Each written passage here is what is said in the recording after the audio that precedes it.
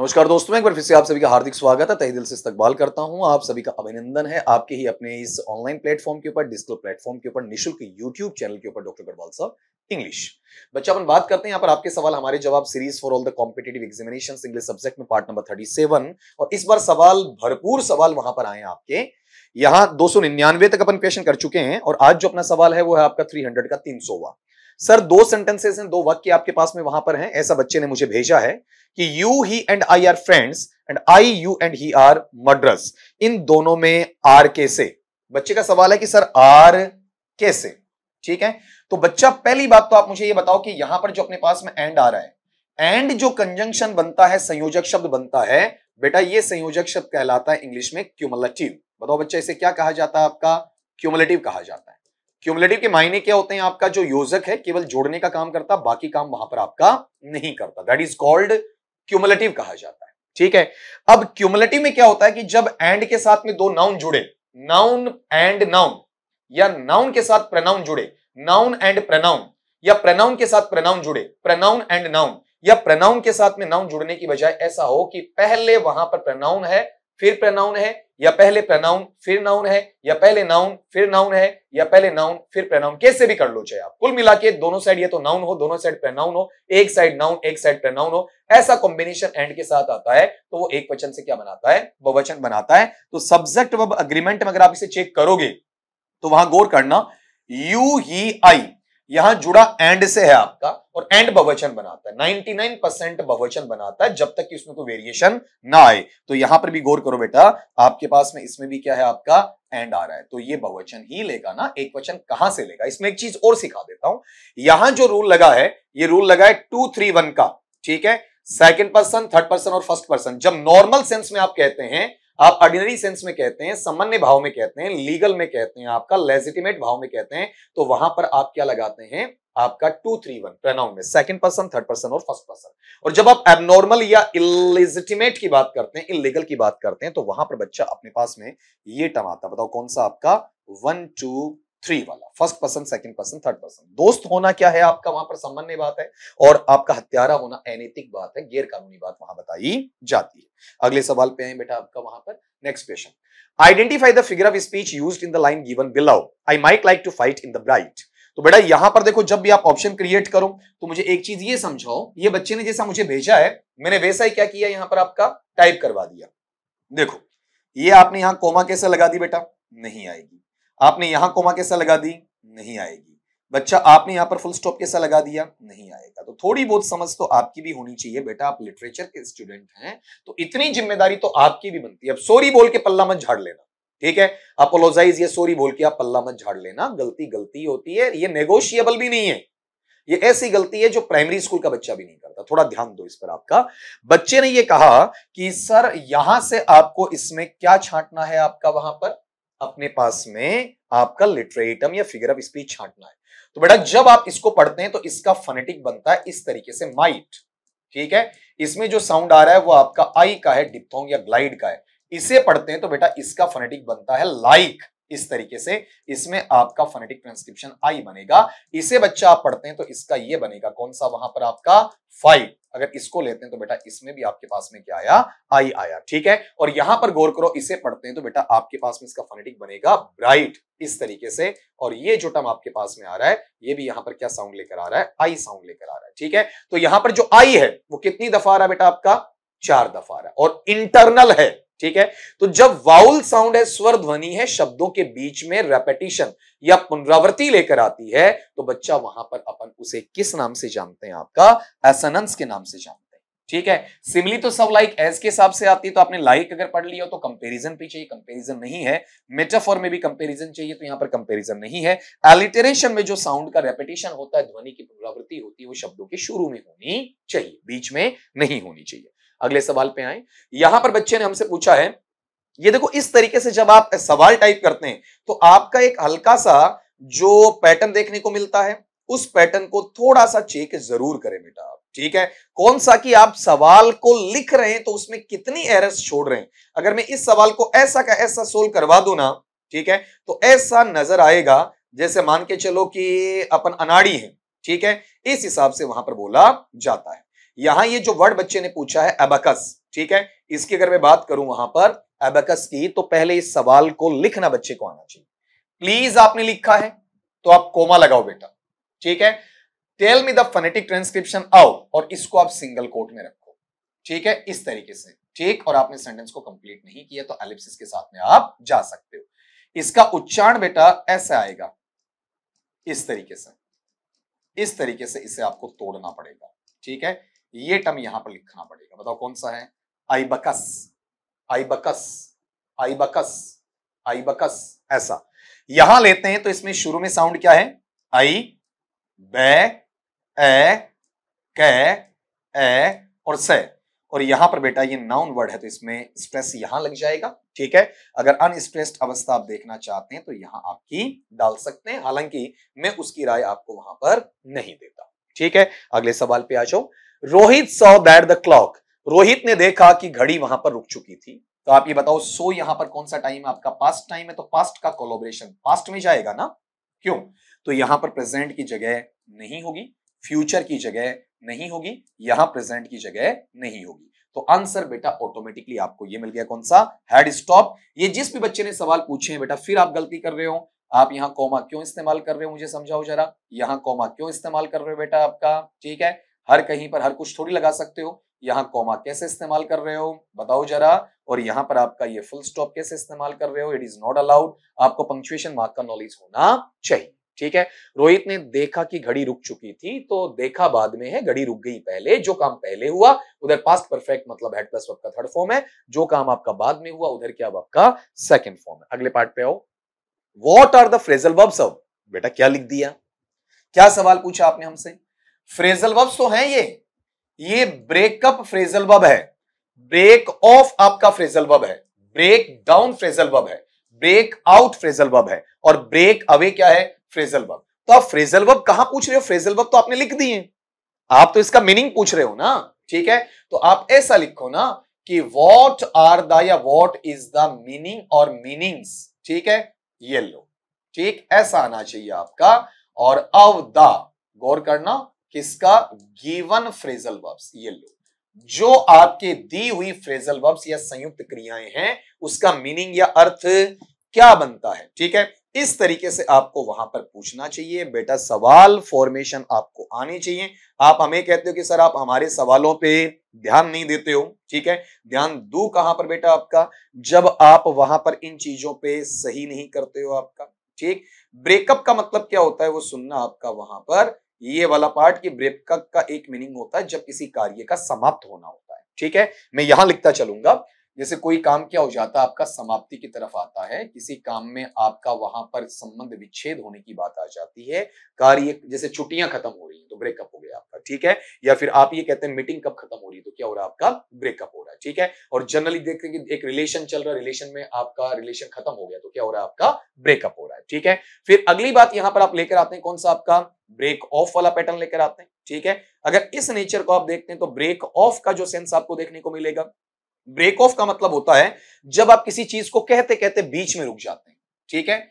मतलब जैसे मैं बोल रहा हूं और बोलते बोलते मेरा ध्यान कहीं चला गया आपका, तो कहते कहते जब आप बीच में रुकते हैं, ठीक है, एकाएक आप बीच में रुकते हैं आपका, ठीक है। आप ऐसा लिख सकते हैं, कहते कहते रुकना, ठीक है। या फिर आप ऐसा कह सकते हैं आपका एकाएक रुकना। इस तरीके से इसे आपका वहां पर पढ़ा जा सकता है। तो ये जो नेचर है ये ब्रेक ऑफ में काम में लिया जाता है, ठीक है। ठीक उसी प्रकार से अगला जो पैटर्न आपको देखने को मिलता है वो बेटा होता है आपका ब्रेक डाउन का। आपने फ्रेजल वर्ब खूब पूछी है, अच्छी भी पूछी है आपका, लेकिन उसका साथ में जो आपका मीनिंग आपको चाहिए ना, वो मीनिंग आप वहां पर ढंग से नहीं दे पाए, ठीक है। अब अपने पास में वहां पर जो ब्रेक आपका डाउन है, ये मैं बहुत बार क्लासेस में बोलता हूं आपका, वहां पर किसी मशीन या वाहन का बीच में खराब हो जाना, स्वास्थ्य है उसका खराब हो जाना, ठीक है, वो क्या होता है? ब्रेक डाउन में आता है। मैं फिर बोल दूं आपका, जैसे कोई भी आपका मशीन है, कोई भी आपका इंजन वगैरह है, कोई भी कल पुर्जा है आपका, ठीक है, किसी मशीन, ठीक, या फिर किसी का स्वास्थ्य है,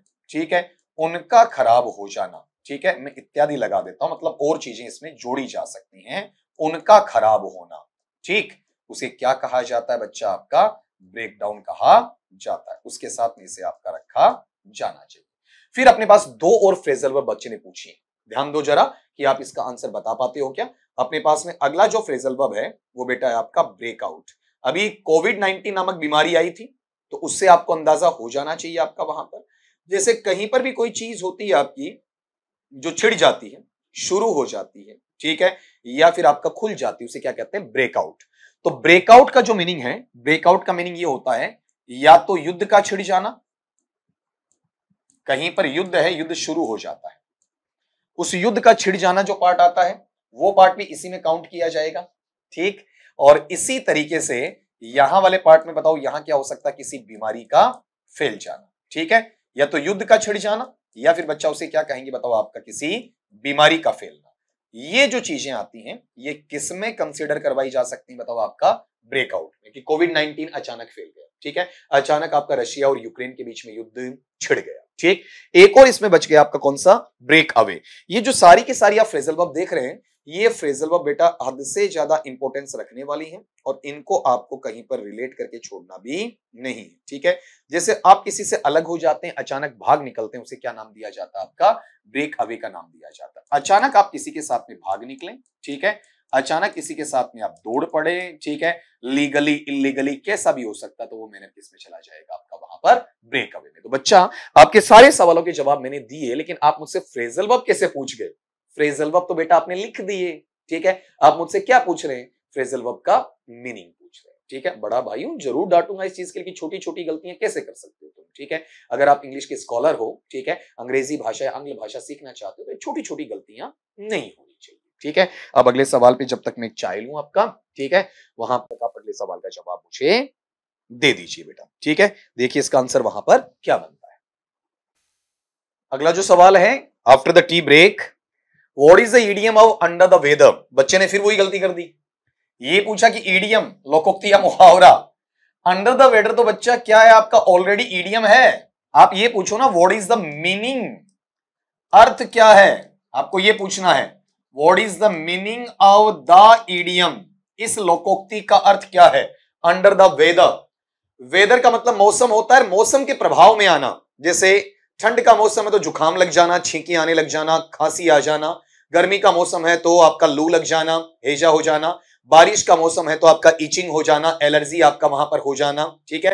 तो मौसम के प्रभाव में आने का मतलब मौसम का जो आपका प्रतिकूल प्रभाव पड़ता है, अर्थात किसी का क्या होना, आपका बीमार हो जाना, to get sick, to get ill, उसे अपन क्या कहते हैं बच्चा, आपका वहां पर अंडर द वेदर कहते हैं। बेटा क्वेश्चन सही फ्रेम करो आप, ठीक है, ये गलतियां मत करो।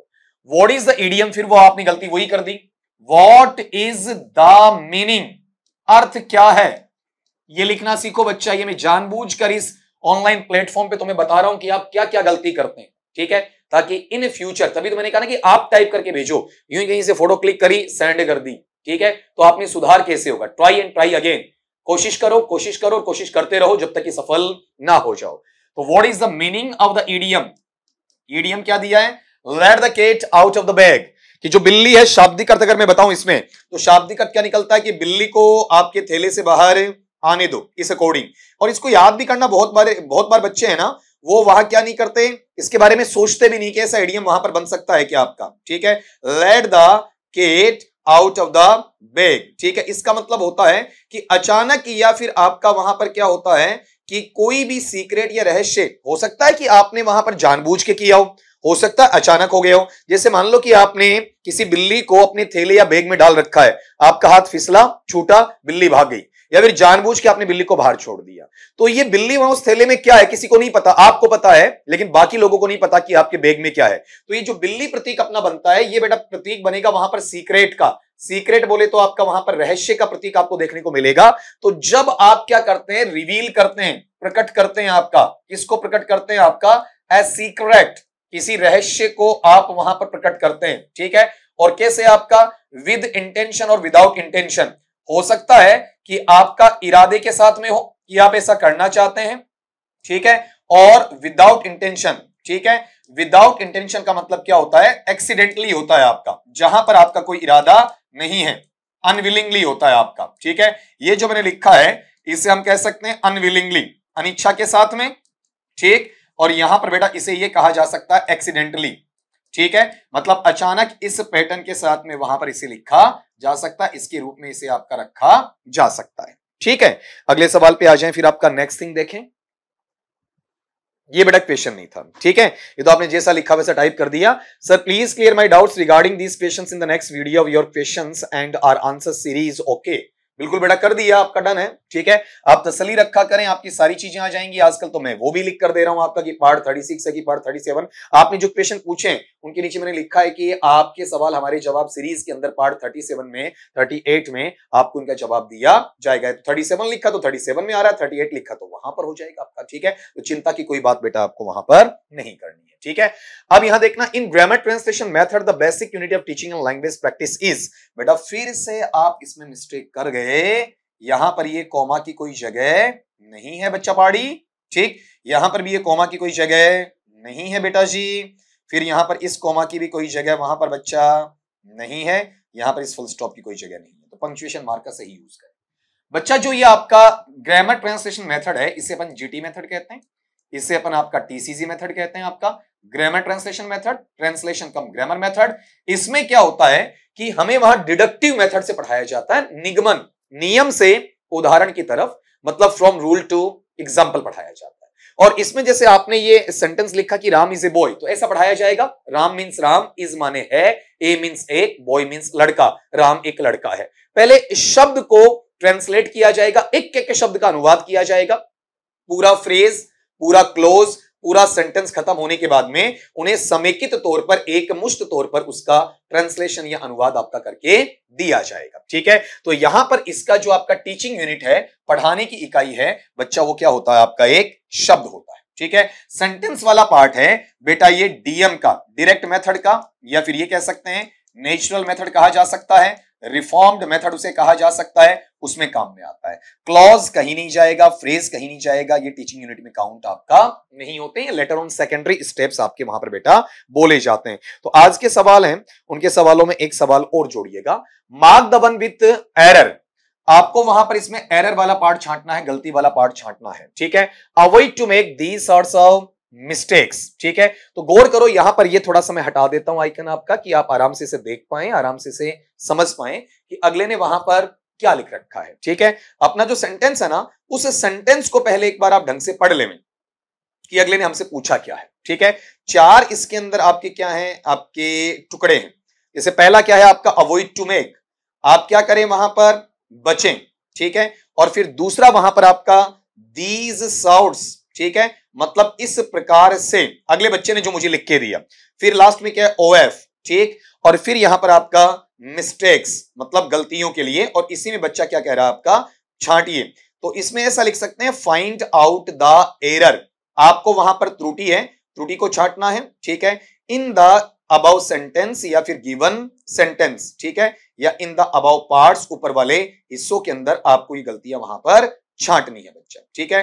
तो यहां पर अपने पास में ये जो सेक्शन आ रहा है, avoid to make these sorts of mistakes, ठीक है, इसको अगर आप चेक करें तो बेटा यहां पर सीधा सीधा है आपका कि ये जो फ्रेज है, इसमें वर्ब के यूज में आपको दिक्कत वहां पर आ जाती है। आप क्या करें, वहां पर आपका अवॉइड है, अवॉइड के साथ में आपका जेरेंड वहां पर आ जाना चाहिए, या उसके साथ में आपका आईएनजी का फॉर्म है ना, वो आपका वहां पर लगना चाहिए, ठीक है। आगे चलकर तो और भी गलतियां निकाली जा सकती हैं। अवॉइड है, अपने साथ में क्या नहीं लेता है, फुल इन्फिनिटिव नहीं लेता है, ठीक है, मतलब 2 प्लस वर्ब का फर्स्ट फॉर्म नहीं लेता है, बल्कि क्या लेता है बताओ, आपका जेरेंडियल पार्ट लेता है। जेरेंड किस में आता है, वर्ब का फर्स्ट फॉर्म प्लस आईएनजी। तो यहां पर मैनर क्या रहेगा बच्चा आपका, मेकिंग में रहेगा, ठीक है। फिर आगे चलकर इसमें सॉर्ट है, इसको अकेला भी लिख सकते हैं, सोर्स लिखें तो कोई भेजा बात वहां पर नहीं है। तो आप सीख गए कि अवॉइड के बाद में आपको वर्ब लगाना पड़े तो वर्ब का फर्स्ट फॉर्म प्लस आईएनजी लगाना है, 2 प्लस वर्ब का फर्स्ट फॉर्म वहां पर नहीं लगाना है, ठीक है। आई अवॉइड प्लेइंग क्रिकेट, ठीक है। I avoid abusing others,